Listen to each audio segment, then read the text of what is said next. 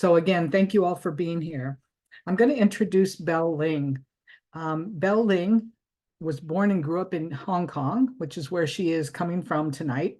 She received her PhD in creative writing at the University of Queensland in Australia, and her first poetry collection, titled A Seed and a Plant, was shortlisted for the HKU International Poetry Prize in 2010. Her poetry manuscript, Rabbit Light, was highly commended in the 2018 Arts Queensland Thomas Shapcott Poetry Prize. Her other manuscript, Grass Flowerhead, was shortlisted for the First Book Poetry Prize 2018 of Puncher and Watman. Her poem 63 Temple Street, Mongkok, was a co-winner in the Peter Porter Poetry Prize 2018 held by the Australian Book Review. Recently, her poem Cucumber and the Cat Bus Club was shortlisted for the 2023 Aesthetica's Creative Writing Award in the UK. Her debut book of poetry, which is really exciting, currently entitled Nebulous Vertigo, will be released in 2025 by Tupelo Press, and she is now teaching at the University of Hong Kong. Thank you very much, Belle, for being here with us, and I'm going to turn it over to you to share your work with us. Okay. Thank you, Judy, and thank you everybody for coming over and for being present. Okay, so my first poem is called This Little Fish. This little fish, our face bears us like a mirror from the depth watching. Here, I am here. For years this course lapsed, yet it hardly breaks away from me by breaking the full circle of what's been reflecting. See, we are only strangers. You turn, for two, I'm turning. You stay unbroken like a trap within me, and yet not a rupture ever turns me away from being tinier with you, for I'm caught unseen from within turning. And through your tiniest titillations, you glow like a big universe of something bigger in my throat, saying, come back, come back.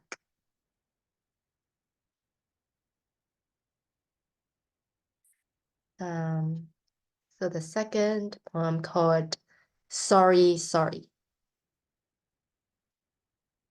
Once again upon the edge of a blue square inch that the lake's fixing, the sun convulses like egging in the no, over the cracks, for the narrowed wrestles with the mud, the muttered sorry for your hand upon me, an existential sorry for an extended you in the laborious middle of buoyancy, meddling the water and the curve that the blues be mapping out as the cards sailing against their sailing, against my shadow cut short in your mouth, that's so stricken with slits. Several ducks shriek so loud that I'm afraid their brains almost overpour. Yet with you, everywhere's merely pores, as I am, too, being gouged in this bright canvas under the sun. Already underneath, however deep, there hung a bait, tilting up, the tiny art tightly pulled, plumbing you.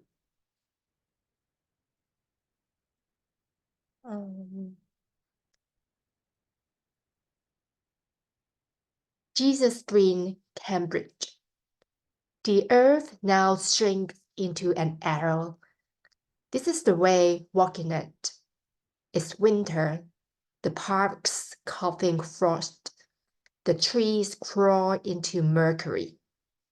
The gate of Jesus College every year answers, walk right, turn west. We turn as faithful followers, albeit the gate is painted darker.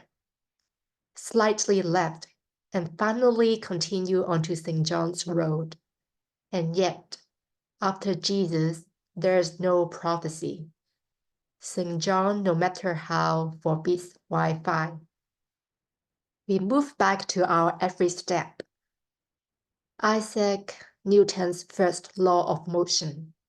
Stay moving unless pushed or pulled. The Earth leads every satellite to fall towards itself without making it hit the ground. Always there's a fourth. Jesus green, the perennial green on our screen centering us, says, "Be not dismayed."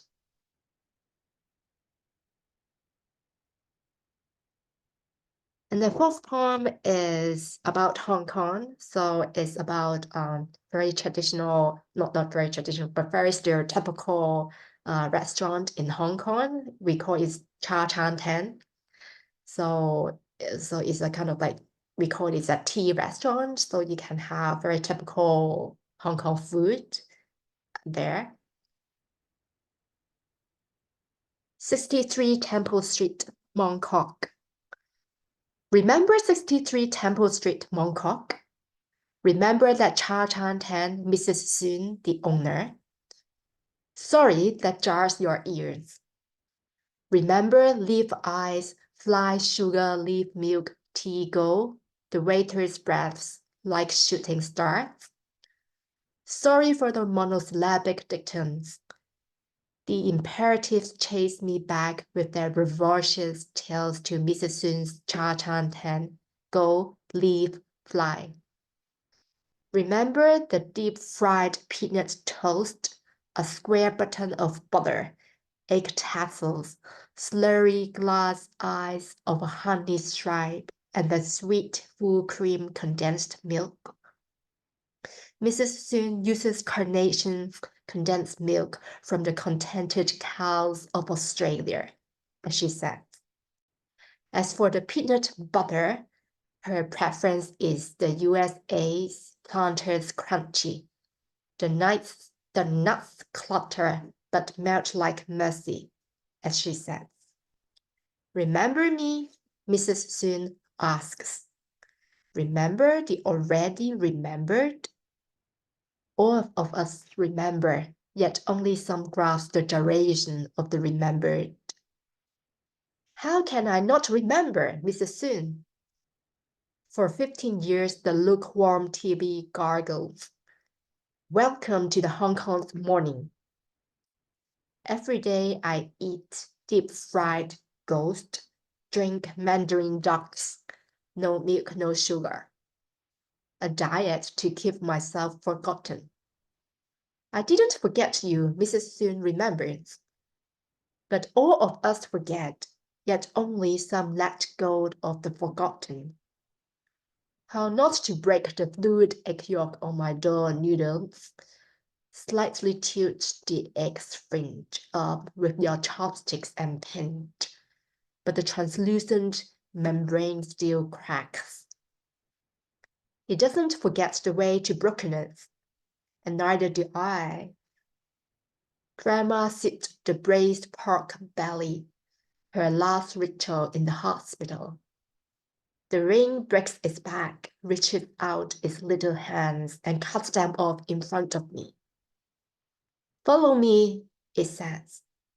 And just as I follow, it vanishes and multiplies. Here's my mobile number. I forgot yours, Mrs. Soon recalls.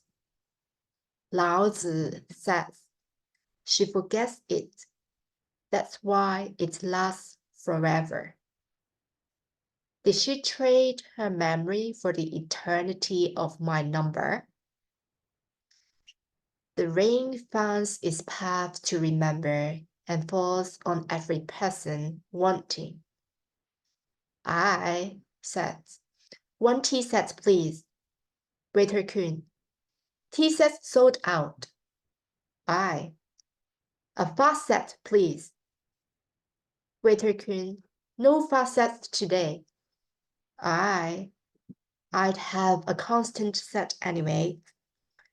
Waiter Kun. Constant set is fast set. Fast set is tea set. A fate of return. The ring and Waiter Kun's back. Now the rings is a searchlight. A black dot snips. A black car follows. There's no way to see how Ring enters. You still have much black hair, Mrs. Soon, I grinned. Ring stumbles upon his hands, rips a larger surround. Thanks to the braised pork belly, Mrs. Soon laughs. Oh, what a slice, Grandma exclaimed. The fat broke loose on her tongue. She never woke up again. A raindrop, very quiet on my lips. It melts into a shore afar. To where? A red bean sneaks out of my glass. I lick it back. To where? I forget to give Mrs. Soon my mobile number. The ring has no proper path to rise back as rain. How does hunger enter me? I forgot the first bite in my life. I forget why I forgot. Coolness rolls flat on my tongue. I can't even give it a name.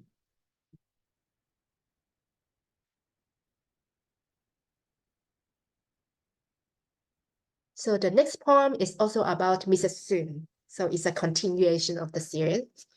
So it's about her mother and Mrs. Soon. It's called Tasting Karma. Does the doctor prefer eating an apple before announcing death? Mrs. Soon's mother died of liver cancer.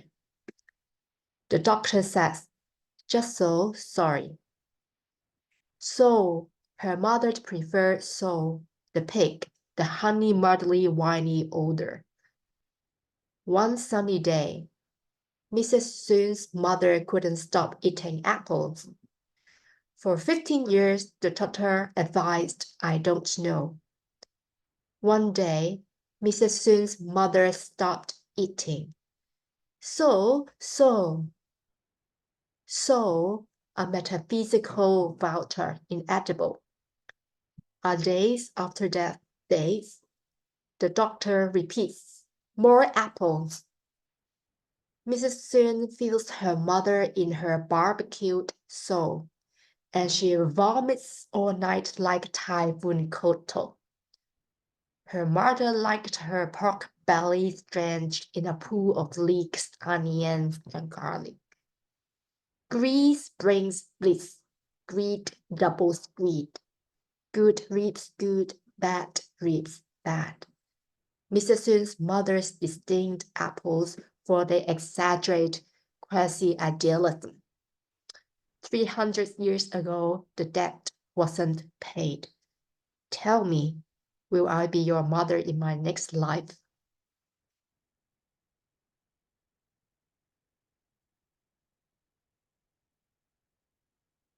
And okay, so the next poem is also about Mrs. Soon.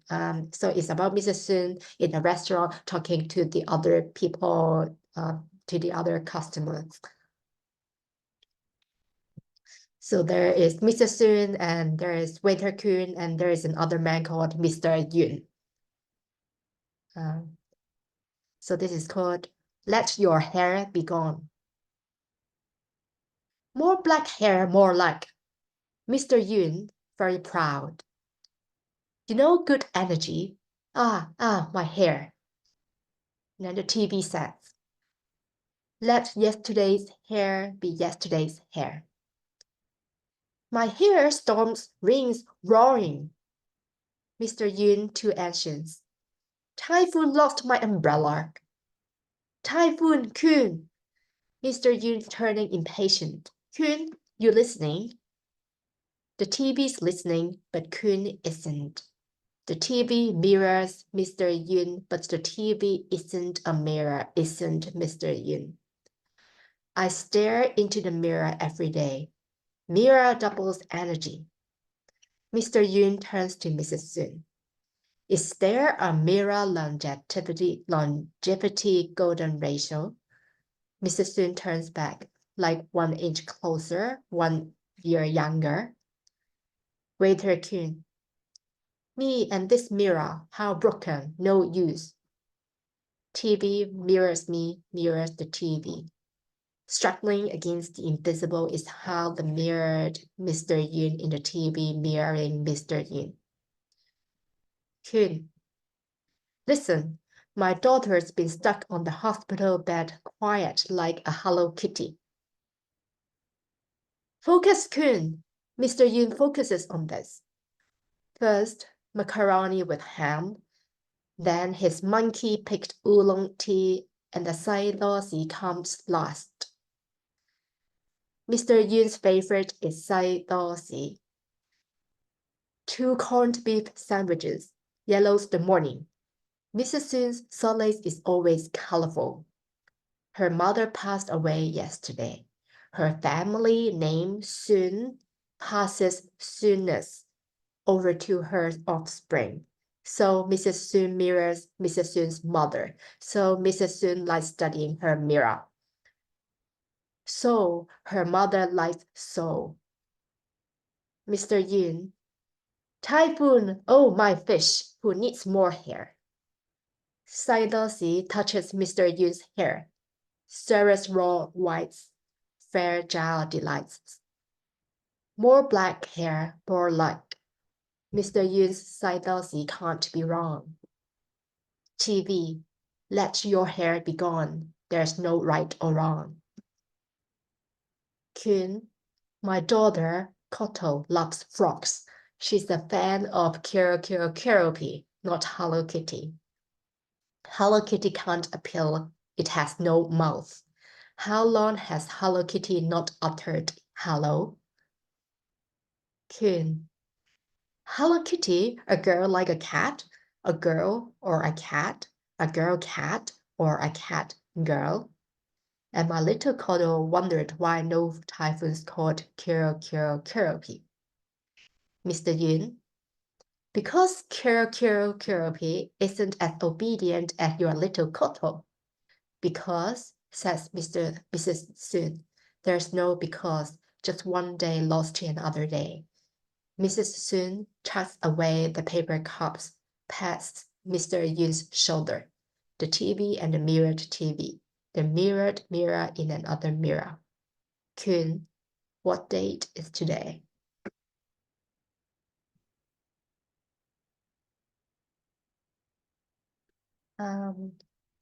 This poem is also about food.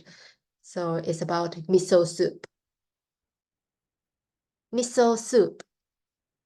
This pond is a far province of many secrets. Granules. A forlorn fin slings a jut of grit of kelp of stirreds. Sparks poking the running of salt, of jaws of soil.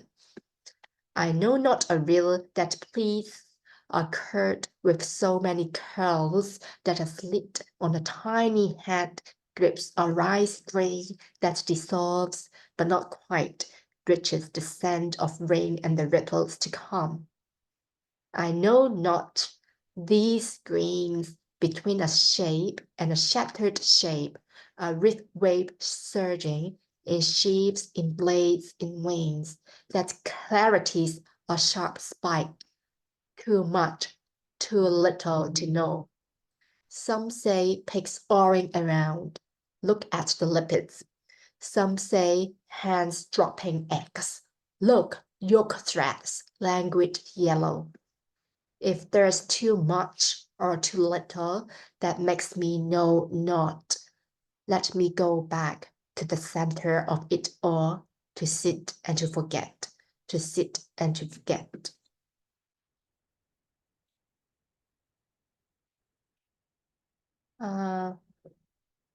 And the last poem is called This Heart Eats. So it's about raining in Hong Kong, because like in summer, it's just like raining continuously, like for weeks, for months in Hong Kong. This heart eats. Rains studying petals. I reach out my hands. Soft now the night. Fingertips to fingertips. How can I hide if I'm already in the behind? July's seated, parched. It never lets a burden leave.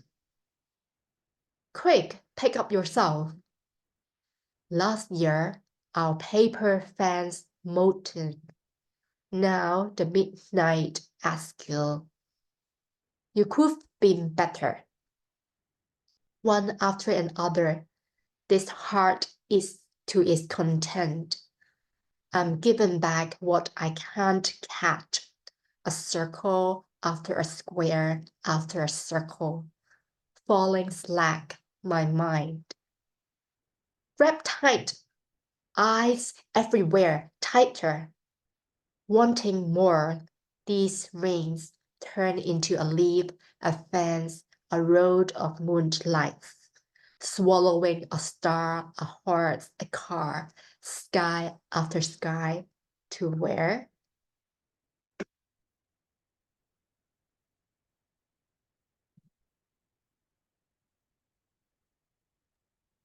Thank you so much, Belle. We really appreciate your sharing those poems with us. And you read them so well, and it was so fun to hear the different scenarios that you portrayed in the poems, and your use of language is beautiful. So thank you. Thank you. Thank you.